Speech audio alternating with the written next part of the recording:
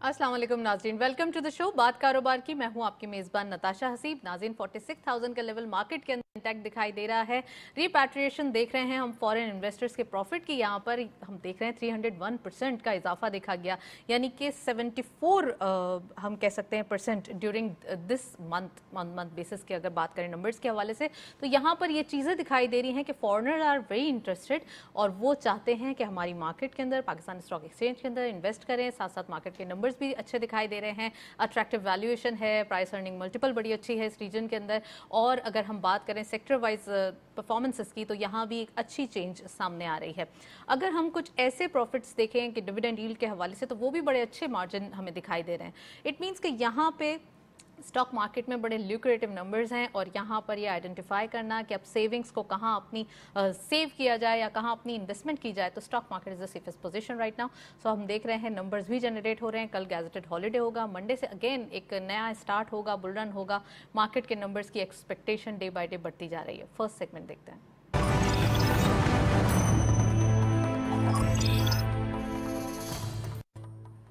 Topic of the day में आज हम बात करेंगे टैक्स के हवाले से। आज हम टैक्स सेक्टर को डिटेल डिस्कस करेंगे। यहाँ पर टैक्सेशन की लास्ट डेट, फाइलिंग की लास्ट डेट 30 सितंबर है।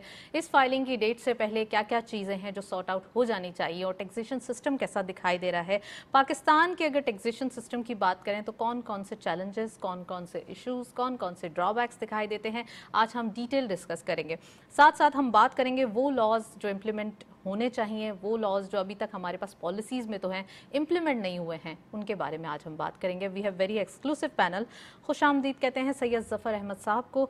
आप हैं president Karachi tax bar association के। अस्सलाम वालेकुम sir, welcome to the show. और हमारे साथ मौजूद हैं मोहम्मद महमूद बिकिया साहब, आप जनरल सेक्रेटरी हैं कराची टैक्स बार एसोसिएशन के, उनको भी खुशामदीद कहते हैं। अस्सलाम वालेकुम, वेलकम टू द शो।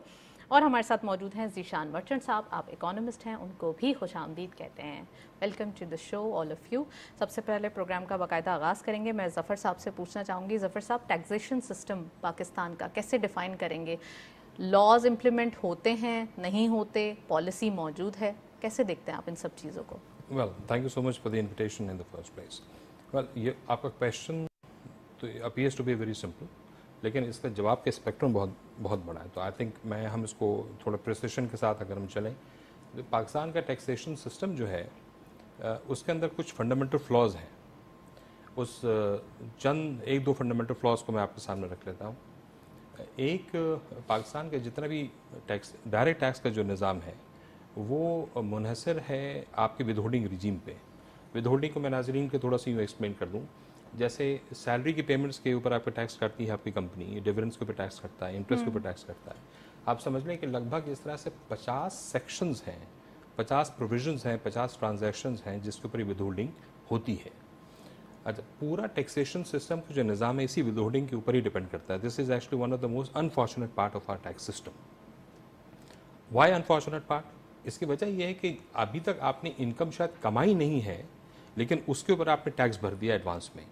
और पाकिस्तान की जो रिजीम है, this is one of the feature of our tax system, one of the not very good feature of our tax system I would say. इसकी वजह से हो ये गया है कि आप जो भी ट्रांजैक्शन कर रहे हैं, आपका साल ख़त्म होगा आज से 12 महीने के बाद, उसके 6 महीने के बाद आप रिटर्न फाइल करेंगे, लेकिन 18 महीने पहले आप उसका टैक्स भर चुके हैं।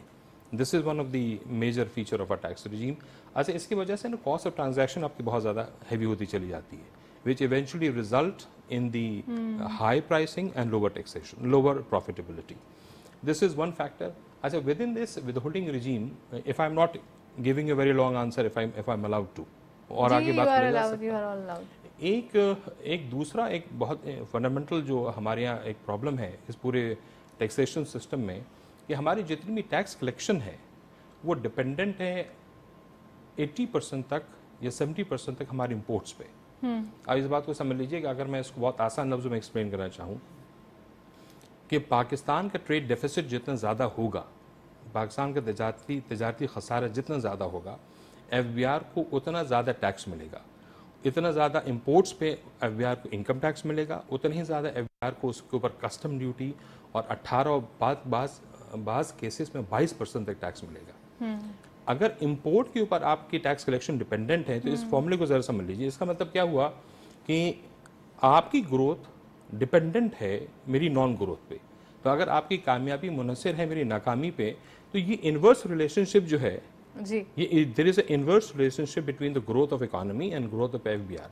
What does it mean? It means कि अब आपकी मर्जी, अब जितनी तेज रेस लगा लें, दिस फॉर्मूला आपने जीतना ही नहीं है। This formula will never let you win.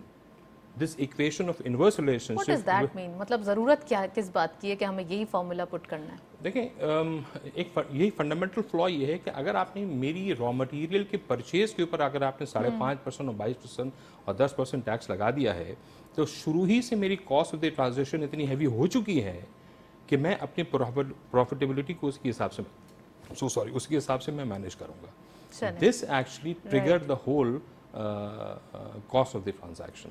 चलिए, मैं ज़ीशान मर्चेंट साहब से पूछना चाहूँगी। ज़ीशान, आप कैसे देखते हैं इन तमाम चीज़ों को जो ज़फ़र साहब ने एक्सप्लेन किया है? एज अगर हम इकोनॉमिक स्टूडेंट देखें तो यहाँ पे कुछ चीज़ें वाजे करना ज़रूरी है। इन्होंने एक फार्मूला पुट करने की बात की जिसमें हम कुछ भी कर लें जीतना नहीं है, तो पॉइंट क्या है इसमें? फिर देखिए, बिस्मिल्लाहिर्रहमानिर्रहीम, इसका सबसे बड़ा जो चैलेंज है इस सिस्टम में इस वक्त, जैसे ज़फ़र साहब ने पॉइंट आउट किया, बड़ा करेक्टली पॉइंट आउट किया कि मुल्क में जितनी इंपोर्ट होगी उतना पाकिस्तान का टैक्स बढ़ेगा। आसान अल्फाज में इसको मैं इस तरह से कहूँ, और मुल्क में जितनी इंपोर्ट कम होगी पाकिस्तान का टैक्स उतना ही कम हो जाएगा। तो मेरे ख्याल से इस वक्त ना गवर्नमेंट चाहेगी ना एफबीआर चाहता है कि इस इंपोर्ट्स को कम किया जाए, और जब ये इंपोर्ट्स जैसे ही बढ़ती जाएंगी, लेकिन हमारे मुल्क के लिए तो मुश्किल मैं आपको बताता हूँ उसका प्रेशर कहाँ आता है। उसका प्रेशर आपके करंट अकाउंट पे आता है, उसका प्रेशर आपके डॉलर पे आता है, उसका प्रेशर आपकी लोकल करेंसी पे आता है। तो जब ये करेंसी आपके ऊपर प्रेशर आता है, और हम जानते हैं कि पाकिस्तान पिछले कई अरसे से जो है वो डॉलर्स की शॉर्टेज है पाकिस्तान में, जिसकी वजह से रुपए की कदर जो है वो बहुत तेजी से नीचे आई और डॉलर जो है वो बहुत तेजी से ऊपर गया। अब आप देख रहे हैं कि पिछले कोई 20 दिन से 25 दिन से हम ये देख रहे हैं कि गवर्नमेंट ने एक क्रैकडाउन शुरू किया हुआ है, और जिसका रिजल्ट नजर आ रहा है। यानी इस वक्त आप ये देखिए कि 18.5 रुपए इंटर बैंक में डॉलर कम हो गया, और तकरीबन 42 रुपए जो है ओपन मार्केट में डॉलर कम हो गया। ये एक फिनोमिनल सक्सेस है इस वक्त देखा जाए तो, शॉर्ट टर्म सक्सेस है पाकिस्तान के लिए। अब इससे होगा क्या कि आपकी इंपोर्ट कुछ सस्ती होगी, आपको ब्रीदिंग स्पेस मिलेगा। जो ज़फ़र साहब बात कर रहे थे कि रिलेशनशिप इनवर्स है और वो प्रॉफिटेबिलिटी में रिलेट नहीं करता, उसकी बुनियादी वजह ये है कि आपका डॉलर का जो प्राइस पीकेआर और डॉलर का जो पैरिटी है वो इतनी ज्यादा थी कि आपकी इंपोर्ट बहुत ज्यादा हो रही थी। गवर्नमेंट को तो फायदा हो रहा था कि टैक्स मिल रहा था, लेकिन बिजनेसेस को नुकसान हो रहा था। तो बिजनेसेस के पास जो गैप था वो बिल्कुल नहीं था। तो हमें कहीं ना कहीं इस वक्त एक ऐसा फॉर्मूला तलाश करना पड़ेगा कि जहां पे अभी भी हमारे पास मौजूद नहीं है कि हम वो भी फॉर्मूला ऐसा हो कि बिजनेसेस भी फ्लरिश करें, आपको टैक्स भी मिलता रहे और काम भी आसान। दुनिया में क्या होता है कि जैसे जैसे आप कमाते जाते हैं, आप ग्रो करते जाते हैं, उसी तरीके से आपका टैक्स बढ़ता जाता है। लेकिन यहाँ तो टैक्स डे 1 पे बहुत बढ़ गया है। मैं कमाऊं या ना कमाऊं, मैं नुकसान करूं तब भी मुझे 1.25% टर्नओवर टैक्स देना है। इसका मतलब ये हुआ कि गवर्नमेंट ने यह फैसला कर लिया कि मेरे पास मिनिमम 5% का तो नेट प्रॉफिट होना ही होना है, चाहे मैं नुकसान दिखा रहा हूं। तो ये इस टाइप की चीजें जो हैं फिर वो आपको इंस्टिगेट करती हैं कि आप अपनी ट्रू पिक्चर्स को या ट्रू प्रॉफिट्स को या ट्रू टर्नओवर को किसी ना किसी तरीके से मैनिपुलेट करें। और इफेक्टिव कौन है? एक आम आदमी, क्योंकि टैक्स जो है वो तो बिजनेस नहीं देता, टैक्स तो लिया जाता है आपसे, मुझसे और एक आम आदमी से, क्योंकि वो सारी प्राइसेस उसमें बिल्ड देखा जाए तो इनडायरेक्ट टैक्सेशन की सूरत में पूरे पाकिस्तान ही को टैक्स देना पड़ रहा है। तो ये भी तो आप इस चीज को भी तो वाज़ेह कीजिए ना। आप पहले अपनी इनकम पे टैक्स देते हैं, फिर जो चीजें खरीदते हैं उस पे सेल्स टैक्स देते हैं, तो टैक्स तो आप ही दे रहे हैं। अच्छा, इसमें बिजनेस नहीं देते। ज़ीशान जो बात कर रहे हैं उसमें एक चीज़ फर्दर मैं और ऐड करना चाहूँगा, वन अनदर पंच लाइन। एक तो ट्रेड डेफिसिट का सबसे बड़ा बेनिफिशियरी एफबीआर है। दूसरा the point which I missed earlier, ये डिवैल्यूएशन जिसको हम पिछले 1 साल से फेस कर रहे हैं। डॉलर 150 पे था, अब डॉलर 330 पे है। वेरी अनफॉर्चुनेटली डॉलर अब 292 पे। आई मीन या just it just happened a week ago, 2 weeks हो गए सर, 292 2 वीक्स अगो। इस डिवैल्यूएशन का भी सबसे बड़ा बेनिफिशियरी अगेन एफबीआर है। चलें, अच्छी बात है, टैक्स कलेक्शन अच्छा होगा तो तमाम चीज़ें अच्छी होंगी। मैं महमूद साहब से भी एक कमेंट ले लूँ, इंट्रोडक्टरी कमेंट। महमूद साहब, आप क्या समझते हैं पाकिस्तानी टैक्सेशन सिस्टम कैसा दिखाई देता है as compare to international world? थोड़ा सा अगर हम पाकिस्तान के टैक्सेशन सिस्टम को वाजे करें तो आप कैसे दिखेंगे? क्या लूप होल्स हैं? जैसे एक बात कर रहे हैं कि फार्मूला हम ढूंढ रहे हैं, दूसरे ने कहा कि हम फार्मूला पुट करते हैं उससे फ़ायदा नहीं है। आप क्या समझते हैं कि जो हमारे पास टैक्सेशन सिस्टम है इसके क्या बेनिफिट्स हो सकते हैं? First of all thank you so much for inviting us, और मैं इन दोनों की बातों से एग्री करता हूँ और बहुत अच्छे पॉइंट्स इन्होंने आइडेंटिफाई किए। लेकिन आपका जो सवाल था ना बड़ा बुनियादी था कि जब इतनी सारे प्रॉब्लम्स बहुत ऑब्वियस हैं तो गवर्नमेंट फिर क्यों इस पे काम कर रही है, इसको अंडू क्यों नहीं कर रही? ये आपका एक सवाल जो शुरू में आपने कमेंट कहा था, तो इस पर मैं थोड़ा सा दो बातें करना चाहूँगा कि हमारा जो पाकिस्तान का ओवरऑल टैक्स सिस्टम है वो है सेल्फ असेसमेंट स्कीम पे बेस्ड, कि हर टैक्स पेयर को अपने हिसाब से अपनी रिटर्न दाखिल करनी है। लेकिन हुआ क्या कि हर टैक्स पेयर जिस पे टैक्स लायबिलिटी बनती थी शायद उसने उस तरह से रिटर्न दाखिल किया नहीं, तो गवर्नमेंट को फिर इनडायरेक्ट मोड से टैक्स कलेक्शन की तरफ जाना पड़ा।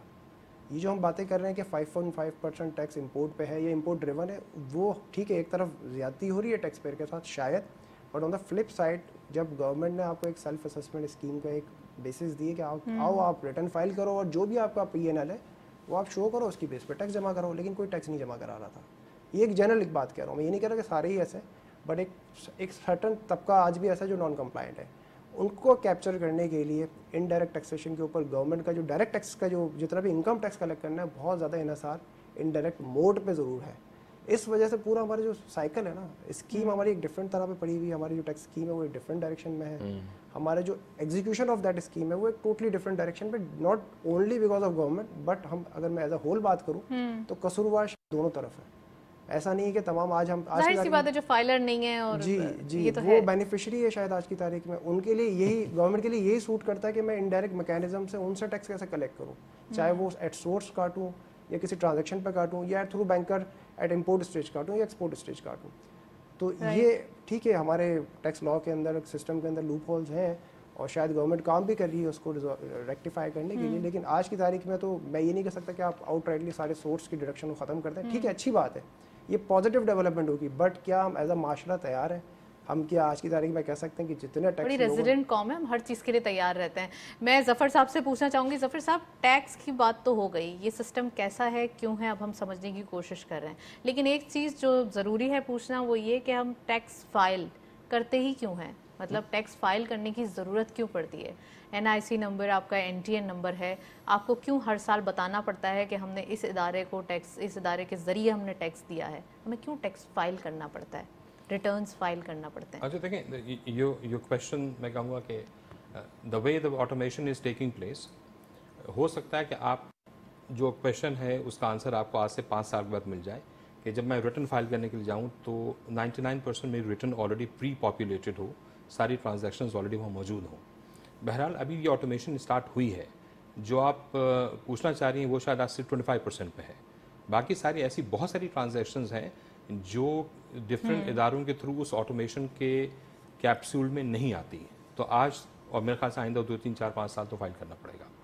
मैं ये नहीं कहना चाहती कि जो टैक्स लॉयर्स हैं वो अभी बेरोजगार हो जाए, लेकिन मैं ये चाहती हूँ कि ईजी हो जाए, लोगों को मुश्किल ना लगे, लोगों को परेशानी लगे, ओ गॉड टैक्स फाइल करना है। हालांकि इट इज़ ईजी, अब काफ़ी सारी चीज़ें हैं जो आसानी से दस्तियाब हैं, बट फिर भी थोड़ा सा अब लोगों को ये चीज़ नहीं आती, वो चाहते हैं कि किसी के थ्रू ही आप फाइल करवाएं। उसकी बहुत सारे रीज़न है ना, कि बहुत सारे टैक्स एग्जम्पशंस हैं, बहुत सारे टैक्स क्रेडिट्स हैं, बहुत सारे ऐसे टैक्स प्लानिंग है जिसको आप मिस कर देते हैं if you do not have expertise. Just because of the fact you have medicine at home, it's not like that you will not be going to the doctor. Right चले, मैं ज़ीशान साहब से पूछती हूँ। ज़ीशान साहब, एक चीज़ ये बताइए कि ऐसा मैकेनिज्म क्यों नहीं बनाया जाता कि ये डायरेक्ट और इनडायरेक्ट टैक्सेशन वाजे हो जाए, यानी कि हम कितनी ही चीज़ों की ख़रीदारी करते हैं, इनडायरेक्ट टैक्स पे करते हैं, जैसे आपने कहा कि हम हर चीज़ पे कर रहे हैं, तो ऐसा क्यों नहीं होता कि हमारे NIC दिखाने के बाद वो वाजे हो जाए कि हाँ भाई इन्होंने यहाँ पे टैक्स पे किया है, अच्छा इन्होंने यहाँ पे टैक्स पे किया है, ये क्यों नहीं हो जाता? It is easy. देखें, इस वक्त जैसे डिजिटाइजेशन की जैसे बात हुई अभी कि FBR और गवर्नमेंट ऑफ पाकिस्तान डॉक्यूमेंटेशन के ऊपर एक फोकस कर रही है, दूसरा डिजिटाइजेशन के ऊपर फोकस कर रही है। आप देखें कि आपने सवाल किया था कि टैक्स रिटर्न क्यों फाइल करना पड़ता है, तो जितना गवर्नमेंट ऑफ पाकिस्तान को कुछ सोर्सेज का तो आपकी पता है कि जैसे फॉर इंस्टेंस आपने सैलरी पे आपके टैक्स कट जाता है, बहुत सारी ऐसी सोर्सेज हैं जैसे कि ट्यूशन इनकम है, آپ ٹیوشن پڑھاتے ہیں اور اس میں آپ کو ایک آمدنی ہوتی ہے, اس کا ایف بی آر کو اس لیے نہیں پتا کیونکہ وہ ڈائریکٹلی کہیں رپورٹ نہیں ہو رہی. تو چونکہ رپورٹ نہیں ہو رہی تو ایز یا رینٹل انکم ہے, تو آپ ایز پاکستانی آپ کی رسپانسبلٹی ہے کہ آپ اپنا صحیح ٹیکس ریٹرن بتائیں اور ان میں بتائیں کہ میری یہ آمدنیاں ہیں اس سال میں, اور جب تک وہ پتہ نہیں چلیں گی تب تک آپ جب تک ریٹرن فائل نہیں کریں گے, تو اس لیے ریٹرن فائل کرنا تو بہت ضروری ہے. آ جائیے کہ کیا ریٹرن آٹومیٹکلی فائل ہو سکتا ہے جیسے دوسرے ممالک میں ہو رہا ہے, چاہے سوئٹزرلینڈ ہو, جتنے بھی ترقی یافتہ ممالک ہیں وہاں پہ ان کی ریٹرن پری فلڈ آتی ہے ٹیکس پیئر کے پاس, کہ جو ٹیکس پیئر ہے وہ اس میں کالمز فل ہوئے ہوتے ہیں کہ ہمارے پاس آپ کی انفارمیشن ہے کہ آپ نے پراپرٹی خریدی ہے, اتنے کی خریدی ہے, اتنا ٹیکس پے کیا ہے اس پہ, ہمارے پاس انفارمیشن ہے اتنا ڈیویڈنڈ آیا ہے آپ کو, اس پہ اتنا ٹیکس کٹا ہوا ہے آپ کا, ہمارے پاس انفارمیشن ہے اتنی تنخواہ ہے. تو یہ ہم اس ڈائریکشن میں چل پڑے ہیں جیسے ابھی آپ کو ظفر صاحب نے فرمایا, تو ہم ادھر پہنچ جائیں گے, لیکن ابھی ہم اس کی انیشیشن سٹیج میں ہیں. البتہ یہاں پہ یہ چیز جیسے آپ نے ابھی ذکر کیا, میں یہ کہنا چاہوں گا کہ ایف بی آر چیزوں کو آسان کر رہا ہے. ایپلیکیشنز اگر آپ دیکھیں ریٹرن فائل کرنے کی, تو جو آئرس کا ایک پورٹل ہے وہاں پہ انہوں نے ایک وزٹ فارم رکھا ہوا ہے کہ وہ آپ سے سوال کرتا جائے گا, آپ جواب دیں گے, وہ اس جوابوں کی بنیاد پہ آپ کا ریٹرن آٹومیٹکلی فل کر دے گا. پھر اسی طریقے سے ایک ٹیکس آسان, یہ ایک عام آدمی کے لیے, آپ کو ضرورت نہیں ہے کوئی بھی کنسلٹنٹ, وہ آپ سے سوال جواب کرے گا. اسی طریقے سے ایک ٹیکس آسان ایپلیکیشن ہے, اس میں 9 یا 10 سوال وہ آپ سے کرے گا, آپ ان کے جوابات دے دیں, آپ کی ریٹرن خود بخود فل ہو جائے گی. تو ہم اس سفر پہ چل پڑے ہیں, تھوڑا سا وقت لگے گا لیکن ہم وی آر گیٹنگ دیئر. لیکن اس میں جو سب سے بڑا امپیڈیمنٹ یا اس میں سب سے بڑا جو پرابلم اس وقت ہے, ایک لا مشکل ہے, 2 اویئرنیس نہیں ہے لوگوں کو کہ ریٹرن کیوں فائل کرنا ہے, کس لیے فائل کرنا ہے اور کیسے فائل کرنا ہے, اور 3 اس کی جو ہماری جو سسٹم ہے اس میں یوزر فرینڈلینس ہونا, وہ ابھی اتنی زیادہ نہیں ہے. تو یہ کچھ امپیڈیمنٹس ہیں, جب آپ ان کو امپروو کریں گے. بہت سارے لوگ ہیں کہ ان کو پتہ ہی نہیں ہے کہ ٹیکس بھی فائل کرنا پڑتا ہے, تو یہ بھی ایک جو ہے رجحان ہے پایا جاتا ہے. میں محمود صاحب سے پوچھوں گی, محمود صاحب یہ بتائیے کہ اب ٹیکس ریٹرنز فائل کی جو لاسٹ ڈیٹ ہے وہ 30th ہے, تو اس بار آپ کو کیا لگ رہا ہے کتنا ٹیکس کلیکٹ ہو پائے گا, کتنے لوگ ریٹرنز فائل کر پائیں گے؟ دیکھیں جو میری نالج میں پچھلے 2 ہفتے پہلے کا جو فگر تھا وہ آئی تھنک 700 لوگوں نے فائل کر دیا تھا out of 4.7. F B R کا اپنا اسٹیمیٹ ہے as compare to last year, I think 2,000 شاید زیادہ فائل ہوئے تو تب تک. But having said that F B R کا اپنا اسٹیمیٹ ہے کہ شاید وہ 4.7 کو ٹارگیٹ کر رہے ہیں, 4.7 ریٹرن فائلرس اس سال. اس کے کمپیریزن میں دیکھوں تو ہارڈلی 20% شاید, اور 20% کو اگر میں بہت زیادہ پروجیکٹ بھی کر لوں کہ وہ اگر 2 ہفتے پرانا نمبر ہے تو شاید ہو سکتا ہے 40% بائی 30th تک ہو جائیں گے. اگین 100% نہیں ہے. اور یہ ہم بات کریں ان لوگوں کی جو آلریڈی ایف بی آئی کے ریکارڈ میں ایز اے رجسٹرڈ پرسن موجود ہیں, جو نان فائلر ہیں, جو ابھی تک کیپچر نہیں ہوئے یا شاید وہ سمجھتے ہیں کہ ان کو ریکوائرمنٹ نہیں ہے, وہ ابھی بھی باہر ہے نیٹ سے. تو we are just talking about 4.7 اور 4.5 کا فگر جو بھی ملینس کا ہے, 4.5 ملین کا. تو اس کو ہم کمپیریزن میں بات کر رہے ہیں. تو ہماری پاپولیشن بہت ریٹرن فائلرس کی بہت چھوٹی سی ہے. اور جتنے جیسے ذیشان صاحب نے بھی بات کی کہ ابھی جو ہم جس راستے میں ہمارا شاید پہلا اسٹیپ ہے, ہم جس ڈائریکشن میں جا رہے ہیں ہمارا پہلا اسٹیپ ہے, اور اس میں بھی بڑے ٹیتھنگ ایشوز ہیں, بہت سارا چیلنجز ہیں. تو جب تک ہم 2 چیزیں نہیں کریں گے, ایک تو یہ کہ راہ ہموار نہیں کریں گے ٹیکس پیئرس کے لیے دونوں طرح سے, ایک تو ٹیکنالوجیکلی کہ سسٹم اتنا اسموتھ ہونا چاہیے, اور سیکنڈلی کانفیڈنس ہونا چاہیے ٹیکس پیئر کو کہ میں ریٹرن فائل کروں ایز اے رسپانسبل سٹیزن, اور میرے ساتھ کوئی ایسا ایکشن نہیں ہوگا جو مجھے آگے ریٹرن فائل کرنے کے بعد مجھے پھر اس پہ جو ہے نا بعد میں یہ نہ ہو کہ میں نے کیوں فائل کر دیا. تو یہ تھوڑا سا گورنمنٹ کو بھی تھوڑا لانگ ٹرم سوچنا چاہیے کہ آپ ایک کانفیڈنس دیں, ایک لوگوں کو کانفیڈنس ہو کہ بھائی آپ نیٹ میں آئے, ریٹرن فائل کریں, جو بھی آپ کی انکم ہے, جو بھی سورس آف انکم ہے, آپ خود والنٹریلی ڈکلیئر کریں. ظفر صاحب ایک چیز آپ کو واضح کرنی ہوگی یہاں پر کہ ٹیکس فائلر یا ہم کہتے ہیں کہ نان فائلر اور نان فائلر کا کانسیپٹ پاکستان میں ہی پایا جاتا ہے. ذیشان صاحب سے تو پہلے بھی میں پروگرامز پہ ڈسکس کر چکی ہوں, لیکن میں آپ کا بھی انالیسس چاہتی ہوں کہ ہمارے پاس یہ کانسیپٹ کیوں موجود ہے, کیوں نان فائلر کے لیے کافی سارے راستے ہیں کہ وہ اپنا آرام سے جو ہے وہ نکل سکتا ہے اس جگہ سے. آپ یہ واضح کیجئے کہ یہ نان فائلر کا کانسیپٹ پاکستان میں ہی موجود ہے, اور دوسرا یہ کہ ہونا چاہیے کہ اب اس کو بھی ختم ہو جانا چاہیے. اچھا دیکھیں, یہ ہم نے اپنے لیے ایک ایز اے پروفیشنل اس کو ایک انگما بنا لیا ہے. There is only one definition filer, یوں سمجھ لیجیے, باقی rest is non filer. This is how the problem with the law is. لیکن آپ اس کو سمجھ لیں کہ نان فائلر کے ایکچولی کوئی ٹرمینالوجی ہے ہی نہیں. नॉन फाइलर की कोई टर्मिनोलॉजी है, अभी आप यूँ समझ लीजिए। अदरवाइज अगर हम इस चीज़ को लेके चलें, इसका मतलब क्या हुआ कि 4.7 मिलियन फाइलर हैं, बाकी 25 करोड़ 50 लाख लोग नॉन फाइलर हैं, which is a ridiculous statement. तो ये आई थिंक इससे तो हम पहले बाहर निकल आए।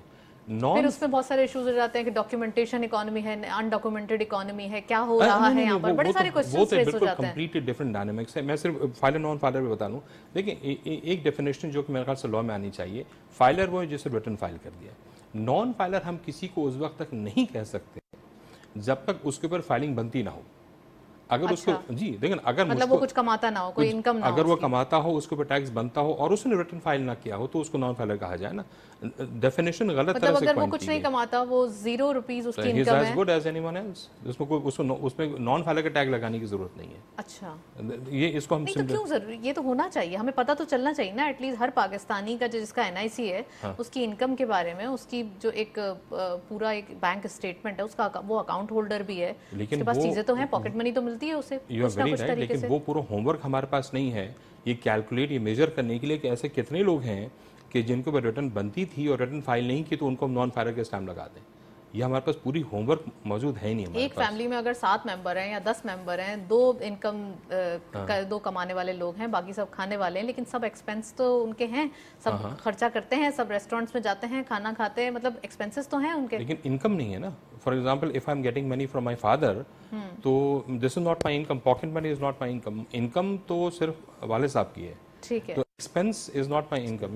This is how technical. कुछ ऐड करना चाहूँ जी इस पे, जैसा आपने सवाल पूछा ना कि नॉन फाइलर या ख़त्म कर दें क्या हम, तो मुझे जो मेरी याददाश्त है कि ये शायद term for the first time इस्तेमाल हुई है 2014 में, और वो पर्पसफुली इसलिए इस्तेमाल की गई कि ये वो लोग होंगे जिनकी कोई इनकम थी, उनके ऊपर पेनलाइज रेट ऑफ टैक्स लगेगा, हायर रेट ऑफ टैक्स लगेगा, ताकि बाद में इनके ऊपर इनको कैप्चर किया जा सके, इनको आप फोर्स कर सकें। This is good for economy और बैड, इससे फायदा हुआ हमें? फायदा होना चाहिए था, ऑब्जेक्टिव देखिए बहुत सही था, हुआ नहीं।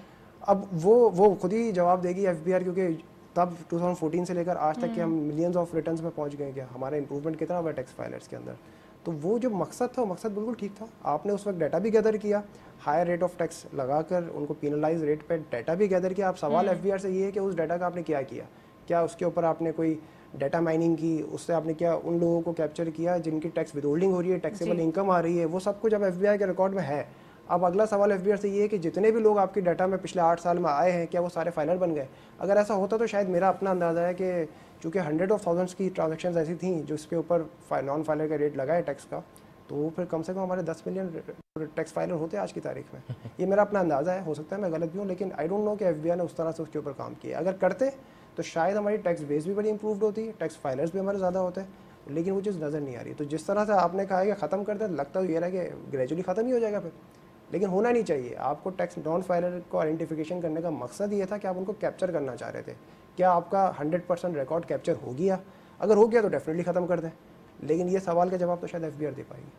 FBR दे पाए, लेकिन फिलहाल मैं ज़ीशान से पूछूंगी। ज़ीशान आप बताइए, एक तो ये जो इन्होंने महमूद साहब ने कहा इसको स्पेसिफाई करें, और दूसरा ये कि हमारे पास कुछ जगह होती हैं सेविंग्स के लिए। सपोज़ अगर हमें अपना पैसा पार्क करना है तो हम प्रॉपर्टी सेक्टर में चले जाते हैं या स्टॉक मार्केट में चले जाते हैं या फिक्स डिपॉजिट बैंक्स के अंदर रख देते हैं।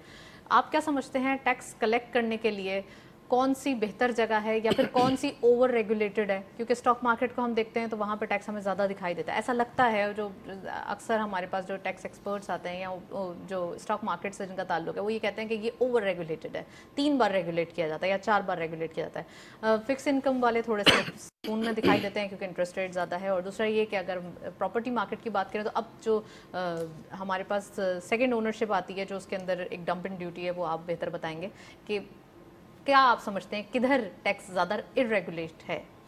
देखिए सब जहाँ पे रेगुलेटेड नहीं है वो तो प्रॉपर्टी सेक्टर है। रेगुलेटेड इसलिए उसकी वजह ये है कि हमारे पास जो प्रॉपर्टी के 3 किस्म के रेट्स चलते हैं।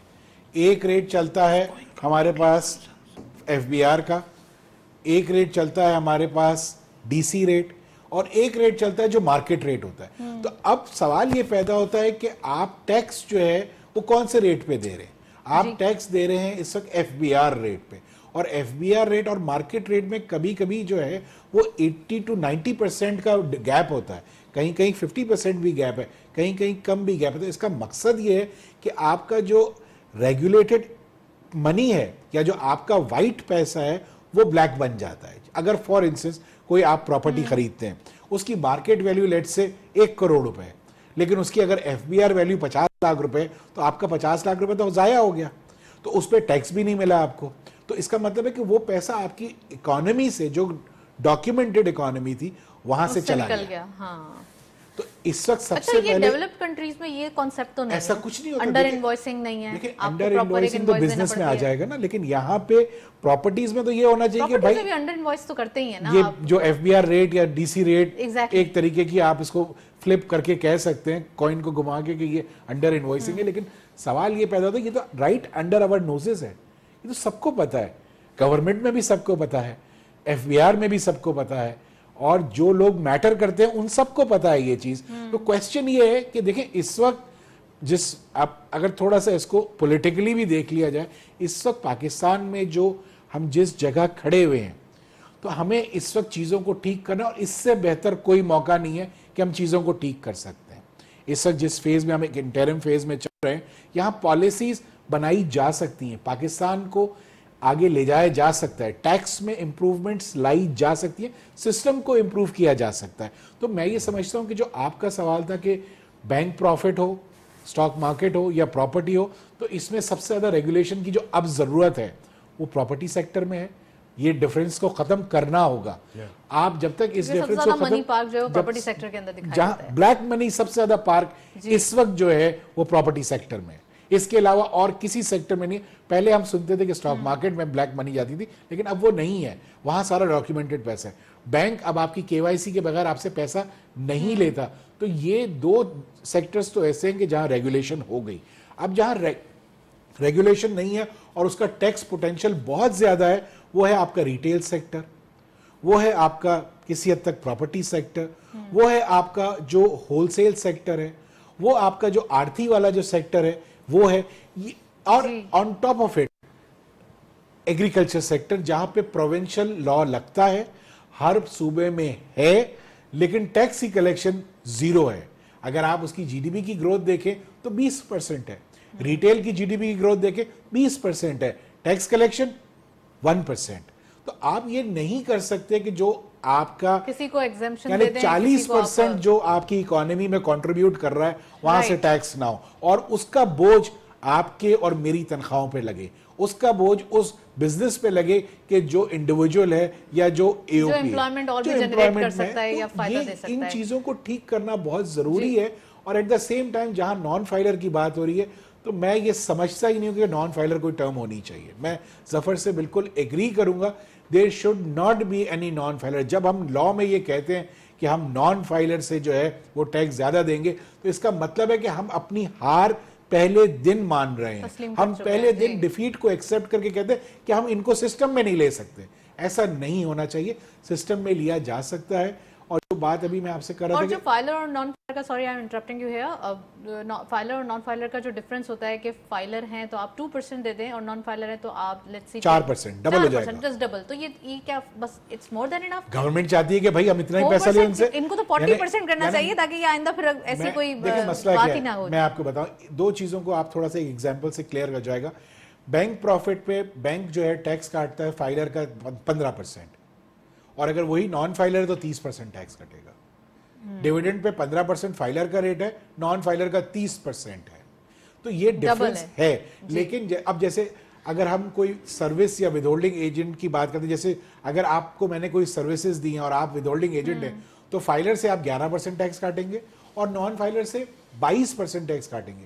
لیکن انفارچونیٹلی ہو یہ رہا ہے کہ وہ بزنس کی کاسٹ بڑھ رہی ہے, کیونکہ آپ مجھے کہتے ہیں کہ بھائی مجھے تو ٹیک ہوم ₹1,00,000 چاہیے, اب اوپر سے 22,000 روپے ٹیکس لگتا ہے, تو وہ آپ بھریں, میں نہیں دوں گا وہ, تو آپ میرا ٹیکس تو کاٹ لیتے ہیں لیکن وہ کاسٹ آپ کی ہے. تو ہمیں جہاں پہ جب ہم ٹیکس ریفارمز کی بات کرتے ہیں تو ہمیں ان ریفارمز کے اوپر بہت زیادہ اب کام کرنے کی ضرورت ہے, چونکہ now is the time. Right. میں ظفر صاحب سے پوچھنا چاہوں گی, ظفر صاحب IMF کی MD صاحبہ نے کہا, ہمارے پرائم منسٹر صاحب جب UNGA کے خطاب میں گئے تھے تو وہاں پہ ان سے ملاقات بھی ہوئی سائڈ لائنز میں, اور یہ بات ہوئی کہ ٹیکس ٹو رچ اور ریلیف ٹو پور کا ایک ٹرمینالوجی انہوں نے یوز کی. آپ کیا سمجھتے ہیں کہ اگر ٹیکس امیروں کو ٹیکس کیا جائے, یعنی کہ امیر آدمی کو ٹیکس کے امبریلا کے اندر لایا جائے, کون سا سیکٹر ہوگا آپ سمجھتے ہیں سب سے پہلے فل فار اس سیکٹر کو جو ہے وہ ٹیکسیشن سسٹم میں آ جانا چاہیے صحیح سے؟ بہت سارے سیکٹرز ہیں جن کے اوپر ٹیکسز ہوتے ہیں. اچھا دیکھیں, اس میں before I answer the question, very unfortunately جو بلیک منی کی جو پارکنگ لاٹ سے صرف ابھی تک ہمیں پراپرٹیز میں نظر آ رہی تھی نا, وہ اب ہائی اینڈ گاڑیوں میں بھی آ گئی ہے. جی, وہ ایگریمنٹ ہوتا ہے 100 روپے کا اور ایکچوئل ٹرانزیکشن 300 کی ہوتی ہے. دس از ویری انفارچونیٹ. یہ اسپیشلی امپورٹ ہوتی ہیں تو اس سے ٹیکس تو ملتا ہی ہے نا. امپورٹ تو گاڑی ہمارے شروع سے امپورٹ ہو رہی تھی. یہ ڈالر کی جو ڈسپیرٹی ہے نا, this has actually triggered this black marketing. This is important thing کہ اس کو بھی ذرا سامنے دیکھنے کی ضرورت ہے. باقی کمنگ ٹو اے کویسچن, دیکھیں اس میں again there is not a single sector جہاں پہ ایلیٹ, میڈیم اور نیچے والے لوگ نہ ہوں. تو آئی تھنک یہ اس طرح کہ آپ کو جو رچ ایلیٹ جو ہائی ارنر جس کو ہم بولتے ہیں, وہ آپ کو کسی بھی سیکٹر میں آپ کو ڈیفینیٹلی آپ کو مل جائیں گے. آئی ووڈ سے کہ جو ان ٹیپ سیکٹر ہے پاکستان میں 2010 تک یا ویلتھ ٹیکس 2008 تک تھا پرہیپس.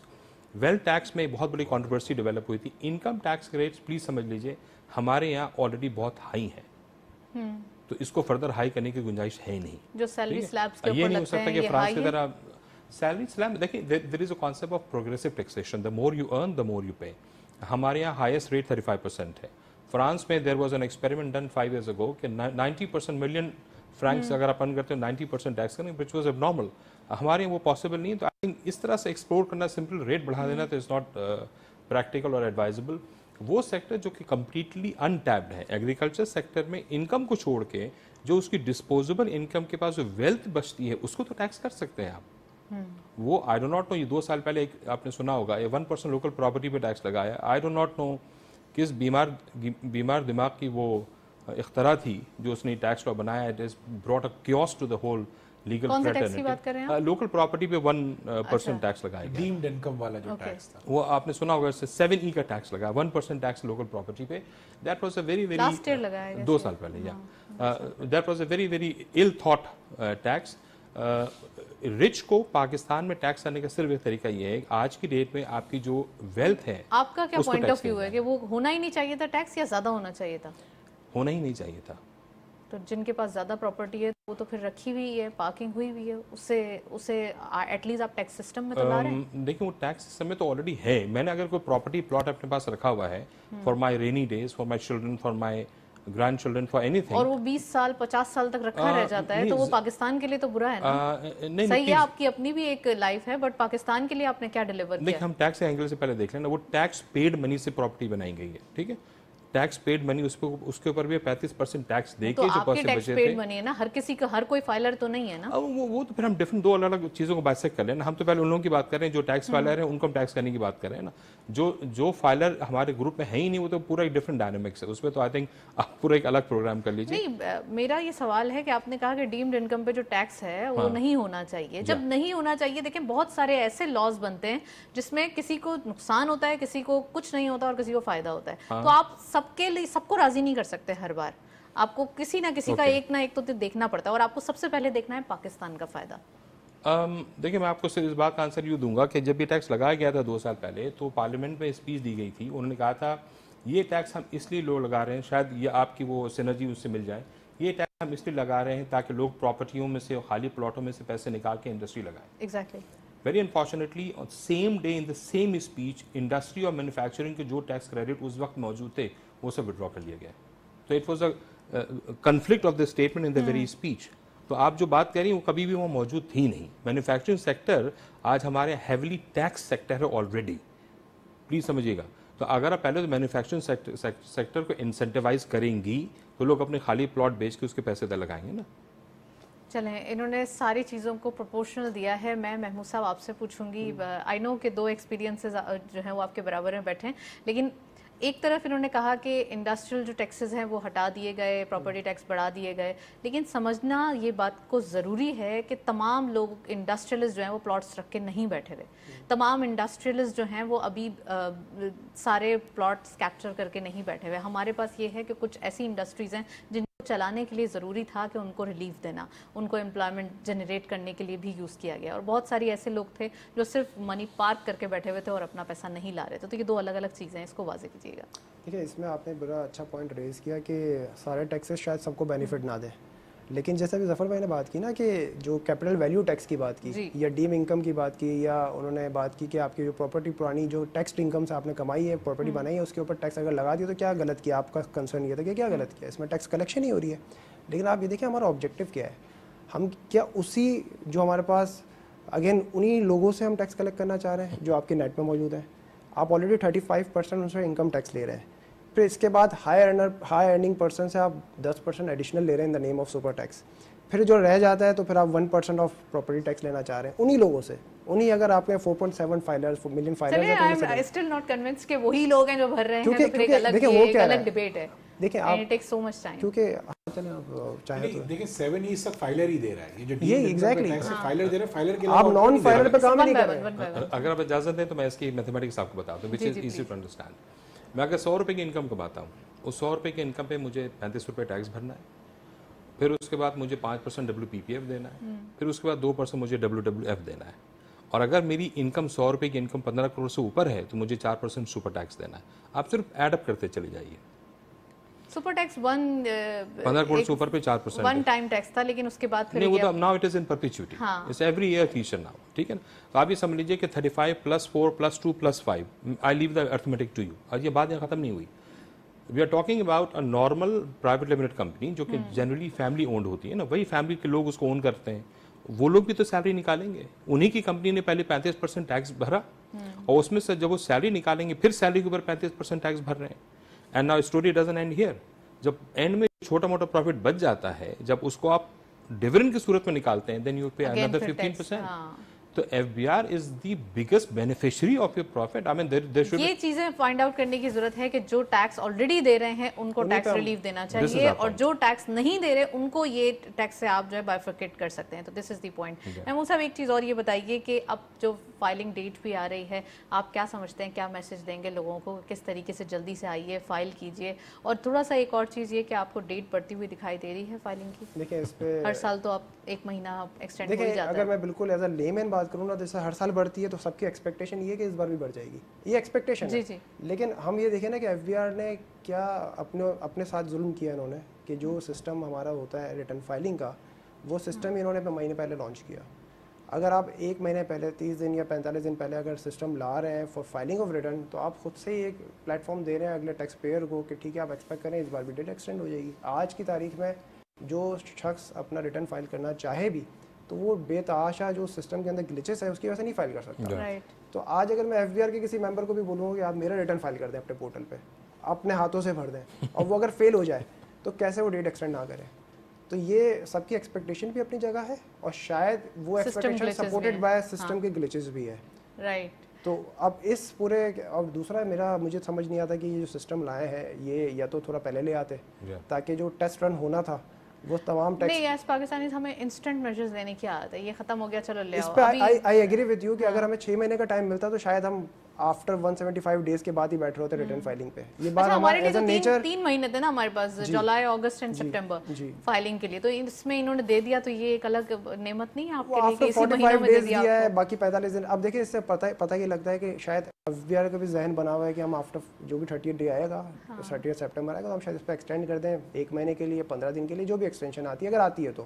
لیکن آپ کی بات وہ بھی ٹھیک ہے کہ اگر 6 مہینے کا ٹائم بھی دیتا ہے FBR تو شاید ہم 5.5 مہینے کے بعد ہی اس پہ بیٹھتے ہیں as a taxpayer in general, کہ وہ جس طرح کا مزاج ہے ٹیکس پیئرس کا ان جنرل کہ وہ آخری دن بیٹھے گا, اور FBR بھی شاید اسی ٹائم پہ اس کی کریکشن کے لیے بیٹھتا. ٹیکس پے تو وہ فوراً کر ہی دیتے ہیں سیلری سے, ریٹرن فائل کرنے وہ لاسٹ ڈیز بیٹھ رہا ہے, تو اتنا تو یہی میں آپ کو یہ میں پہلا اسٹیٹمنٹ جو اس پروگرام میں کہہ رہا تھا کہ ہمارا سب کا جو ہے نا جو مائنڈ سیٹ ہے وہ غلط ہے. جب ہم آ جائیں گے سیلف ڈکلیریشن کی طرف تو یہ withholding at source collection of taxes بھی ختم ہو جائیں گے. آج کی تاریخ میں ہم سب ایزی وے آؤٹ پہ جا رہے ہیں کہ ہمارا کلیکشن تو ہو جاتا ہے, صرف فائلنگ ہی رہ گئی نا, اس میں میرا کیا قصور ہے, وہ کر لوں گا. لوپ ہولز فکس کرنے کی بات کرتے ہیں ذیشان, میں آپ سے پوچھنا چاہوں گی کہ ہم لوپ ہولز فکس کرتے ہیں, کہتے ہیں کہ لوپ ہولز فکس ہو جانا چاہیے. سب سے پہلے ہمیں اپنے آپ سے یہ احتساب شروع کرنا چاہیے, ہم کہاں غلطی پہ ہیں, ہمیں اسے کریکٹ کرنا ہے.